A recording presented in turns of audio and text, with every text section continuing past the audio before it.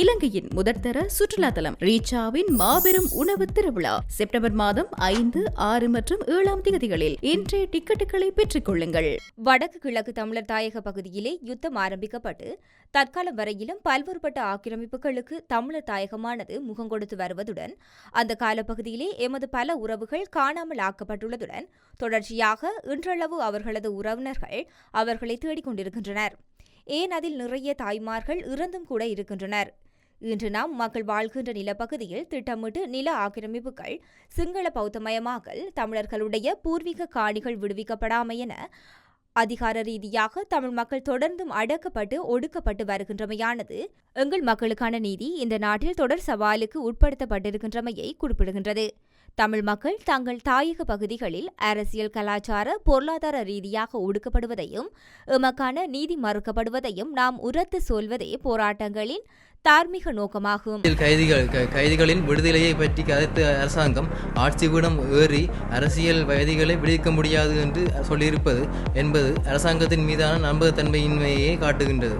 கொக்கு தொடுவாய் மற்றும் செம்மணி மனித புதைகுழிகளில் இருந்து தமிழ் சமூகத்தின் மீதான இனப்படுகொலை வெட்ட வெளிச்சத்துக்கு வருவது தெரிந்தும் எதுவித நீதியும் இதுவரை எட்டப்படவில்லை. மனித புதைகுழி பற்றி சமூகத்துக்கு வெளிப்படுத்தும் ஊடகவியலாளர்கள் பயங்கரவாத தடுப்பு பிரிவினரால் தொடர் விசாரணைக்கு உட்படுத்தப்படுவதும், தங்கள் சொந்த நிலங்களுக்காக போராடுபவர்கள் புலனாய்வு துறையினரின் விசாரணைக்கு உட்படுத்தப்படுவதும் அதிகாரத்தின் அதி உச்ச கொடூர போக்கையை காட்டுகின்றது.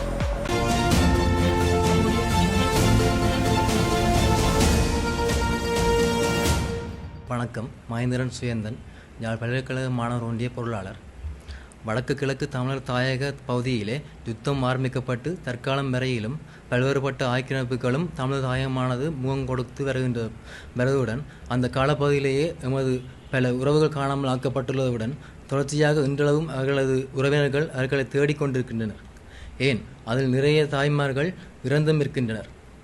இன்றும் நம் மக்கள் வாழ்கின்ற நிலப்பகுதியில் திட்டமிட்ட நில ஆக்கிரமிப்புகள், சிங்கள பௌத்தமயமாக்கல், தமிழர்களுடைய பூர்வீக காணிகள் விடுவிக்கப்படாமை என அதிகார ரீதியாக தமிழ் மக்கள் தொடர்ந்தும் அடக்கப்பட்டும் ஒடுக்கப்பட்டும் வருகின்றமையானது எங்கள் மக்களுக்கான நீதி இந்த நாட்டில் தொடர் சவாலுக்கு உட்படுத்தப்பட்டிருக்கின்றமையே குறிக்கின்றது.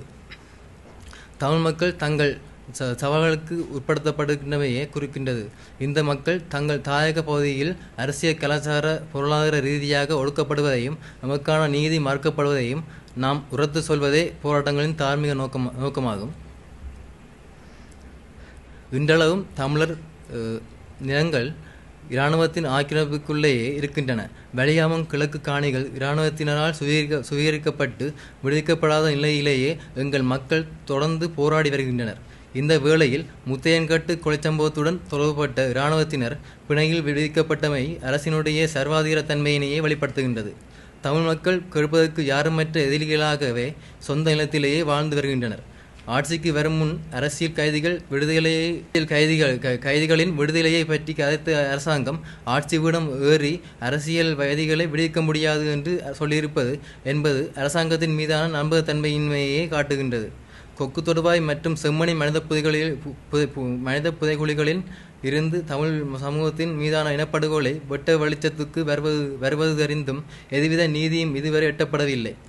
மனித புதைகுழி பற்றி சமூகத்துக்கு வெளிப்படுத்தும் ஊடகவியலாளர்கள் பயங்கரவாத தடுப்பு பிரிவினரால் தொடர் விசாரணைக்கு உட்படுத்தப்படுவதும், தங்கள் சொந்த நிலங்களுக்காக போராடுபவர்கள் புலனாய்வு துறையினரின் விசாரணைக்கு உட்படுத்தப்படுவதும் அதிகாரத்தின் அதி உச்ச கொடூர போக்கையை காட்டுகின்றது. இந்த வேளையில் வீதி எங்கும் தங்கள் பிள்ளைகளின் புகைப்படங்களுடன் காணாமல் ஆக்கப்பட்டவர்களின் உறவினர்கள் எதுவித நீதியுமற்று போராடி வருகின்றனர். யுத்தம் முடிந்து 16 ஆண்டுகள் கடந்தும் இன்றளவும் எந்தவித நீதிக்கான வாய்ப்புகள் தணியப்படவில்லை. அவர்களுக்கான நீதி மாறி மாறி வரும் எந்த ஒரு அரசாங்கத்தாலும் வழங்கப்பட மாட்டாது. இதனாலேயே வரும் ஆவணி 30ஆம் தேதி சனிக்கிழமை அன்று வடக்கு கிழக்கு தலைவி வடக்கிலே செம்மணி சந்தி, வடக்கிலே கிட்டு பூங்காவிலிருந்து செம்மணி சந்தி வரையிலும், கிழக்கிலே கல்லடி பாலத்திலிருந்து காந்தி பூங்கா வரையிலும்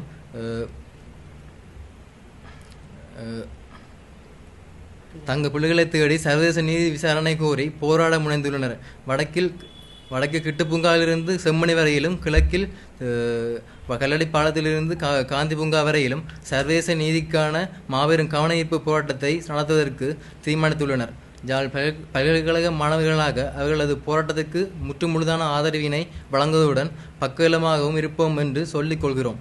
வடக்கு கிழக்கு வாழ் தமிழர் தேசமாக போராட்ட காலத்திற்கு நாங்கள் அணிதிரள வேண்டும் என்று கோரிக்கை வைப்பதுடன் இந்திய அரசியலில் ஆர்வம் செலுத்தும் எங்கள் தமிழ் இளந்தலைமுறையினர் எங்கள் மக்களின் பிரச்சனைகளில் பெரிதும் அக்கறையின்றி இருப்பது மனவருத்தத்துக்குரிய விடயமாகவே காணப்படுகின்றன. எனவே எங்கள் நிலத்தினுடைய அரசியலை புரிந்து கொண்டு எங்கள் மக்களுக்காக காணாமல் ஆக்கப்பட்ட எங்களுடைய உறவுகளுக்காக போராட்ட களத்துக்கு அனைவரும் ஒன்று கூடி வர வேண்டும் என்று பல்கலைக்கழக மாணவர் ஒன்றியமாக கேட்டுக்கொள்கின்றோம்.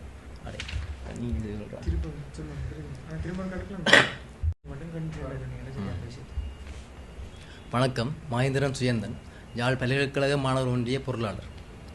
வடக்கு கிழக்கு தமிழர் தாயக பகுதியிலே யுத்தம் ஆரம்பிக்கப்பட்டு தற்காலம் வரையிலும் பல்வேறுபட்ட ஆக்கிரமிப்புகளும் தமிழர் தாயகமானது முகம் கொடுத்து வருவதுடன் அந்த காலப்பகுதியிலே எமது பல உறவுகள் காணாமல் ஆக்கப்பட்டதுடன் தொடர்ச்சியாக இன்றளவும் அவர்களது உறவினர்கள் அவர்களை தேடிக்கொண்டிருக்கின்றனர்.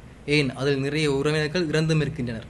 இன்றும் நம் மக்கள் வாழ்கின்ற நிலப்பகுதியில் திட்டமிட்ட நில ஆக்கிரமிப்புகள், சிங்கள பௌத்தமயமாக்கல், தமிழர்களுடைய பூர்வீக காணிகள் விடுவிக்கப்படாமை என அதிகார ரீதியாக தமிழ் மக்கள் தொடர்ந்தும் அடக்கப்பட்டும் ஒடுக்கப்பட்டும் வருகின்றமையானது எங்கள் மக்களுக்கான நீதி இந்த நாட்டில் தொடர் சவாலுக்கு உட்படுத்தப்படுகின்றமையே குறிக்கின்றது. தமிழ் மக்கள் தங்கள் தாயக பகுதியில் அரசியல், கலாச்சார, பொருளாதார ரீதியாக ஒடுக்கப்படுவதையும் எமக்கான நீதி மறுக்கப்படுவதையும் நாம் உரத்து சொல்வதே போராட்டங்களின் தார்மீக நோக்கமாகும். இன்றளவும் தமிழர் நிலங்கள் இராணுவத்தின் ஆக்கிரமிப்புக்குள்ளேயே இருக்கின்றன. வலியாமங் கிழக்கு காணிகள் இராணுவத்தினரால் சுவீகரிக்கப்பட்டு விடுவிக்கப்படாத நிலையிலேயே எங்கள் மக்கள் தொடர்ந்து போராடி வருகின்றனர். இந்த வேளையில் முத்தையன்கட்டு கொலை சம்பவத்துடன் தொடர்பட்ட இராணுவத்தினரை பிணையிலிருந்து விடுவிக்கப்பட்டமை அரசினுடைய சர்வாதிகார தன்மையினையே வெளிப்படுத்துகின்றது. தமிழ் மக்கள் கேட்பதற்கு யாருமற்ற எதிர்களாக சொந்த நிலத்திலேயே வாழ்ந்து வருகின்றனர். ஆட்சிக்கு வரும் முன் அரசியல் கைதிகளை விடுதலை செய்வோம் என்று வாக்கு கூறிவிட்டு ஆட்சிக்கு வந்தவுடன் விடுவிக்க மாட்டோம் என்று கூறுகின்ற இந்த அரசினை நாம் வன்மையாக கண்டிக்கின்றோம். கொக்கு தொடுவாய் மற்றும் செம்மணி மனித புதைகுழிகளில் இருந்து சமூகத்தின் மீதான இனப்படுகொலை வெட்ட வெளிச்சத்துக்கு வருவது தெரிந்தும் எதுவித நீதியும் இதுவரை எட்டப்படவில்லை. மனித புதைகுழி பற்றி சமூகத்துக்கு வெளிப்படுத்தும் ஊடகவியலாளர்கள் பயங்கரவாத தடுப்பு பிரிவினரால் தொடர் விசாரணைக்கு உட்படுத்தப்படுவதும், தங்கள் சொந்த இனங்களுக்காக போராடுபவர்களை புலனாய்வுத்துறையினர் விசாரணைக்கு உட்படுத்தப்படுவதும் அதிகாரத்தின் உச்ச கொடூர போக்கையே காட்டுகின்றன. இந்த வேளையில் வீதி எங்கும் தங்கள் பிள்ளைகளின் புகைப்படங்களுடன் காணாமல் ஆக்கப்பட்டவர்களின் உறவினர்கள் எதுவித நீதியுமற்று போராடி வருகின்றனர். யுத்தம் முடிந்து 16 ஆண்டுகள் கடந்தும் இன்றளவும் நீதிக்கான வாய்ப்புகள் தணியப்படவில்லை. அவர்களுக்கான நீதி மாறி மாறி வரும் எந்த ஒரு அரசாங்கத்தினாலும் வழங்கப்பட மாட்டாது. இதனாலேயே வரும் ஆவணி மாதம் 30ஆம் தேதி சனிக்கிழமை அன்று வடக்கு கிழக்கு வலிந்து காணாமல் ஆக்கப்பட்ட உறவினர்களின் சங்கம் தங்கள் பிள்ளைகளை தேடி சர்வதேச நீதி விசாரணை கோரி போராட முனைந்துள்ளனர். வடக்கிலே கிட்டுப்பூங்காவிலிருந்து செம்மணி வரையிலும், கிழக்கிலே கல்லடி பாலத்திலிருந்து காந்தி பூங்கா வரையிலும் சர்வதேச நீதிக்கான மாபெரும் கவனஈர்ப்பு போராட்டத்தை நடத்துவதற்கு தீர்மானித்துள்ளனர். அதற்கு யாழ் பல்கலைக்கழக மாணவர் ஒன்றியமாக நாம் அதற்கு ஆதரவினை வழங்குவதுடன் பக்கபலமாகவும் இருப்போம் என்று சொல்லிக் கொள்கின்றோம். வடக்கு கிழக்கு வாழ் தமிழர் தேசமாக போராட்டம் களத்திற்கு நாங்கள் அணிதிரள வேண்டும் என்று கோரிக்கை வைப்பதுடன் இந்திய அரசியலில் ஆர்வம் செலுத்தும் எங்கள் தமிழ் இளந்தலைமுறையினர் எங்கள் மக்களின் பிரச்சினைகளில் பெரிதும் அக்கறையின்றி இருப்பது மனவருத்தத்துக்குரிய விடயமாகவே காணப்படுகின்றது. எனவே எங்கள் நிலத்தினுடைய அரசியலை புரிந்து கொண்டு எங்கள் மக்களுக்காக, காணாமலாக்கப்பட்ட எங்களுடைய உறவுகளுக்காக போராட்ட களத்திற்கு அனைவரும் ஒன்று கூடி வர வேண்டும் என்று பல்கலைக்கழக மாணவர் ஒன்றியமாக நாம் கேட்டுக்கொள்கின்றோம். நன்றி.